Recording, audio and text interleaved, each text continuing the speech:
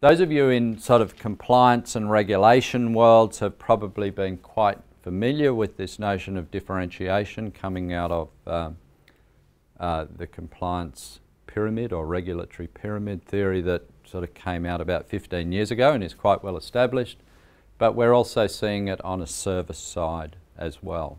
So this is, I'm not going to go too far into it, but I mentioned this before: simple needs, automate; complex needs, manage. And clearly that diagram, I made it as simple as possible for the illustration today. Similarly around based on risk, fully compliant, make it easy. If they're disengaged, use the full force of the law, and everywhere in between. Technology is really, it's a critical element behind a lot of the service transformation. So rather than just from managing IT, there's data, there's information, there's knowledge that can really inform a lot of these approaches. And it's not just structured data that sits in conventional sort of databases. There's a whole lot of unstructured information that comes to play. And it's not so much about an organisation sort of having a vault of information, but rather collaborative information sharing, collaborative building. And we go to the final point, which is design and innovation. What we're seeing is much more of an appetite. I wouldn't say it's universal, but much more of an appetite for people to design from the outside in. So that crowd that we saw before, those faces, designing from starting with them and thinking about their needs and designing with them, for them, exploring the present, creating the future. I reckon this is more a summary. I've probably covered a lot of it, but be clear on the intent or the outcome. I've talked about a human-centered approach. I've talked about the importance of conversation, collaboration, the importance of researching and innovating, early visualization and prototyping, that fail fast, fail often. Optimize, this one I mightn't have explicitly mentioned, but I like this one about optimizing desirability, possibility, and viability. So we're in organizations where we can't just shoot for desirability all the time. We're in organizations where we maybe don't consider what's possible, what could be. And we're definitely in organisations where it has to be viable. Financially, it has to work in our organisations. So those three questions give a nice balance between the user need, the possibility, and what's going to work in the organisation. A disciplined and flexible process, there's no recipe for this. As soon as this gets reduced to a recipe, it doesn't work. Some sort of process is helpful, but you've got to throw it out the window sometimes and just say, I think it's time. We've just got to reflect, regroup, do something.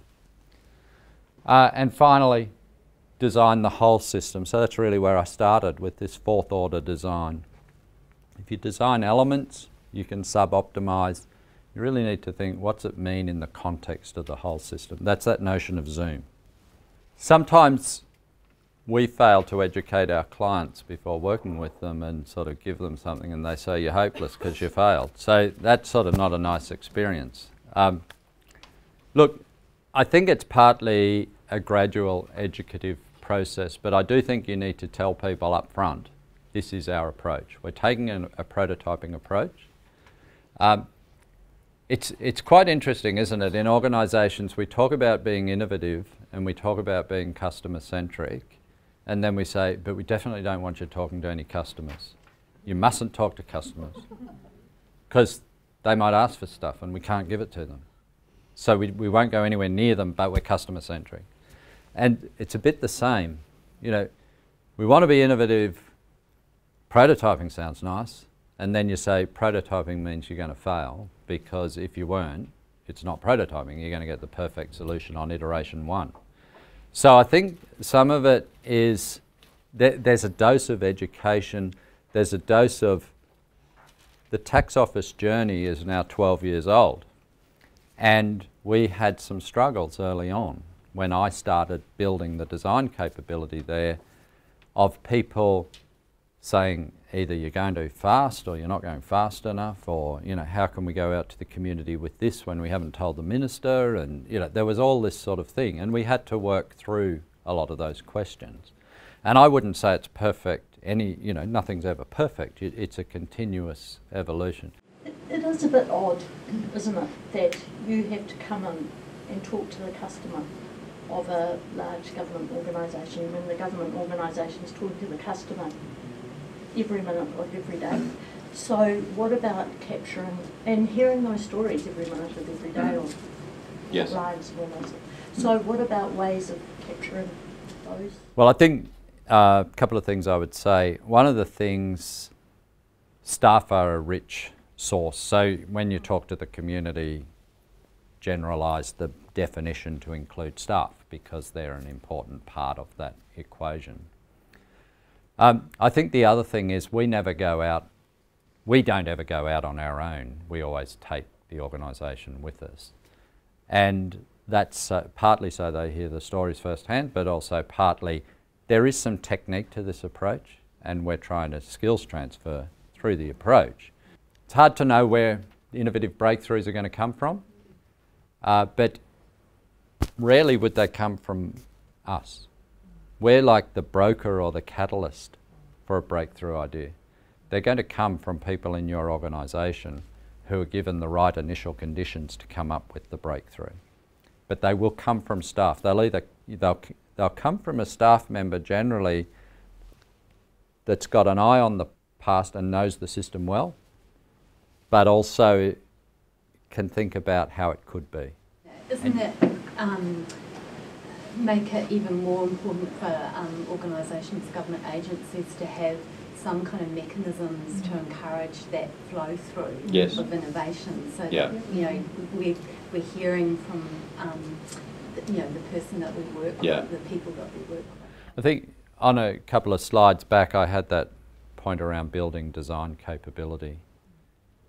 Yeah, organisations are realising they've got to have that capability within them to be able to continue to design. It's not a one-off thing that you do, but it's a flow of ideas and innovation.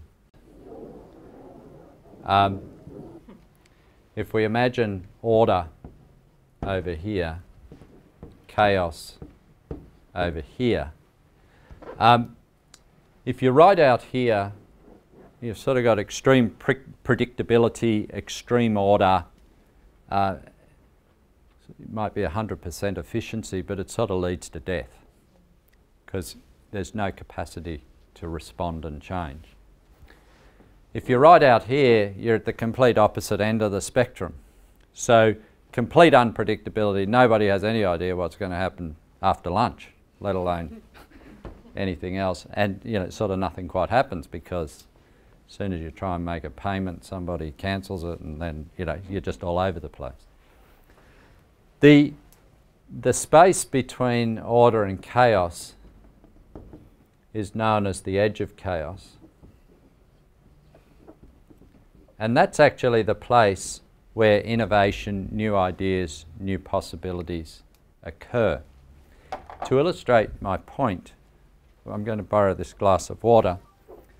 This glass of water, which I'll move to here so that you can see it, has been sitting the whole time through this presentation at the left-hand side of that spectrum. You weren't very interested in that glass of water. None of you, in fact, noticed it.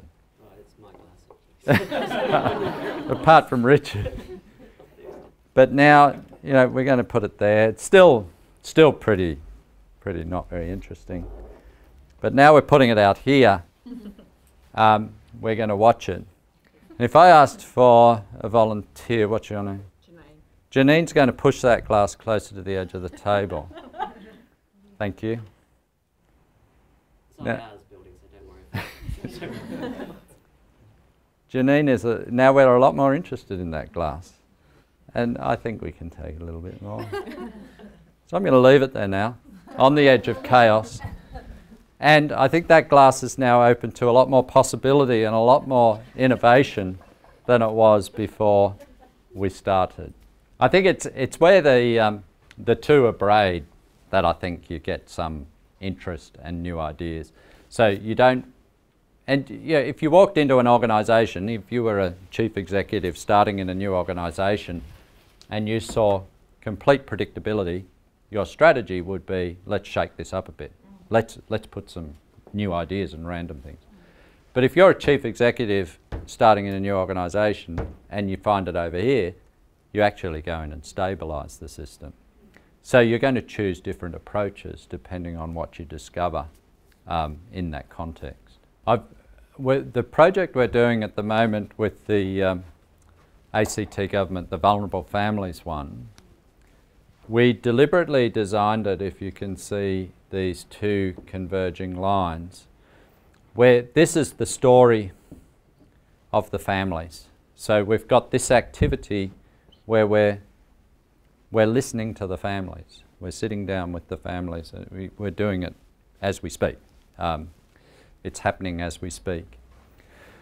What we said to them, they said, we want you to run this project. And we said, why don't we run a project where we actually do this bouncing approach, where this is trying to build the sort of knowledge, the organisational knowledge, but through the story.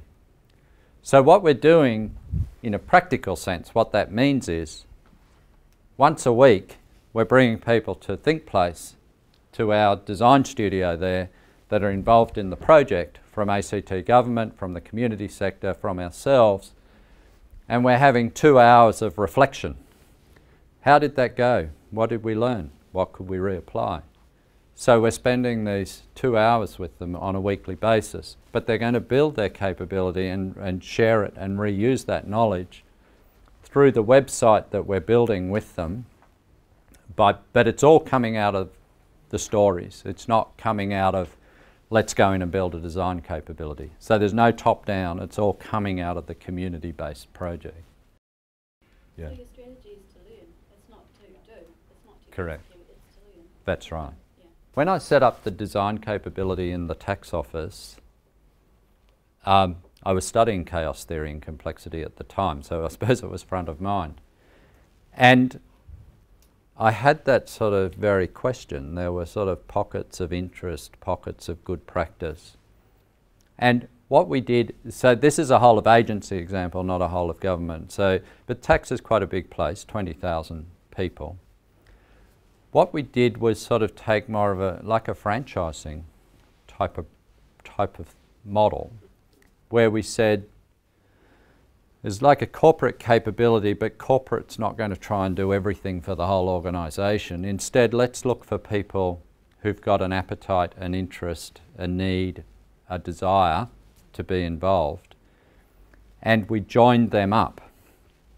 So the first area to come to us was the superannuation, which is like KiwiSaver. They came to us. And so we helped them build. And they were interested, excited, so we worked with them. And then the people from individuals that were in charge of implementing the baby bonus legislation came to us, so we worked with them. Then the large corporate area came who had to implement some legislation about consolidation, so we worked with them. But we didn't just work with them, we worked with them to build capability.